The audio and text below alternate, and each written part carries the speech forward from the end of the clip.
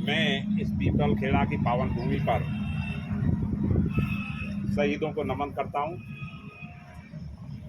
और सरदारों, मैं तो एक ही बात कहना चाहता हूं, वो शहीद जो अपनी जान की परवाह नहीं करते हुए और हमारे लिए शहीद हो गए, उनके अब एक पीपल खेड़ा है, सिकंदरा है, पीलूपुरा है, यहाँ शहीद स्थल बने हुए हैं। और मेरा ये विचार है कि हमारे ये शहीद स्थल अच्छी तरह सरसब्ज हो, जिसमें 100, 200, 500 आदमी बैठने में कोई परेशानी नहीं हो, और इससे ये छोटे छोटे काम है जिनको समाज को करने में कोई परेशानी नहीं आएगी। अच्छे स्वास्थ्य वाली बात जो कर्नल साहब कहा करते थे, अभी सरपंच साहब बड़ा गांव ने भी कहा और सुंदर सिंह जी ने भी कहा, मेरा आप लोगों से भी और नौजवान पीढ़ी से भी, समय रहते हुए सुधर जाओ। अगर समय रहते हुए नहीं सुधरे तो ये ऐसी भयंकर बीमारी है।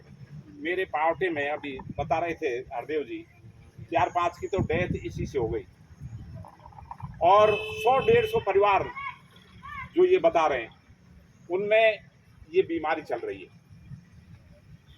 इसलिए इस नशे की बीमारी से अब ये यहाँ अपन के कहने से, यहाँ हम कह गए, आपने सुन लिया, और आपने कह दिया और हमने सुन लिया, उससे काम नहीं चलेगा। एक इस तरह की जागृति ये नौजवान भाइयों में पैदा की जाए जो इससे घृणा करने लग जाएं, और जब हम इस चीज को बहुत बुरी नजर से देखेंगे, और देखेंगे कब, जब हम व्यसनों से खुद दूर रहेंगे, तब तो हमारे कहने का असर होगा। और जब पंडित जी तो भटकावट दूसरे को उपदेश दे, वो चल नहीं पाएगा। इसलिए ये जो नशा मुक्ति की जो बात है, इसको ईमानदारी से, तहे दिल से, अपने भविष्य के लिए, अपने बच्चों के भविष्य के लिए सार्थक करिए। और कर्नल साहब हमारे लिए और समाज के लिए इतना कर गए, जो यो कहना है कि भाई 7 पीढ़ी तान नहीं पीते। अगर यह पहाड़ पे अपन माटी राड़ते रहे जो वो बना गए, तो ये निश्चित रूप है कि इतना धन दे के गए जो हमसे कभी खत्म नहीं होगा।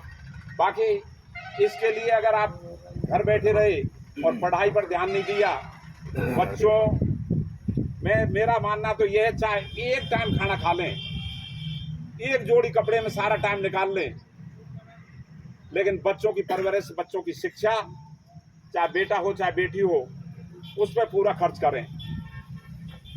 और कर्नल साहब कहते थे, मैं उस बात से हर्ष सहमत हूँ कि भागवत कथा में वो इतनी जीवन दौड़ा रहे हैं कि जिसका कोई वो ही नहीं है, जिसका कोई सदुपयोग नहीं है। लाखों रुपए तो किराए में खर्च कर रहे हैं जीवन के में, भाई मैं पूरी गुजरात को कर रहा हूँ। अरे क्या कर रहे हो भैया, ये करवाने वालों से पूछो इन्होंने कितने किए, पता नहीं कौन से बैकुंठ को जा रहे हो। ये सारी फिजूल खर्ची बंद करनी होंगी। अगर ये किसी पे एहसान नहीं कर रहे हम, अगर हमें अपने बच्चों को सही रास्ते पर ले जाना है, समाज को सही रास्ते पे ले जाना है, तो पहले खुद से ये बातें लागू करनी होंगी।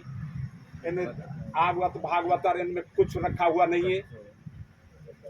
ये है सबसे बड़ा पुण्य का काम कि हमारे बच्चे पढ़ लिख जाएं, और जब बच्चे पढ़ लिख जाएंगे तो निश्चित रूप से समाज में सुधार आ जाएगा। इसलिए इन लोगों को जो शहीद हुए उनको सच्ची श्रद्धांजलि यही होगी कि जिस ध्येय के लिए उन्होंने अपने प्राणों की आहुतियां दिए, उस ध्येय को अपन पूरा करें। आपको बहुत बहुत धन्यवाद। राम राम साहब।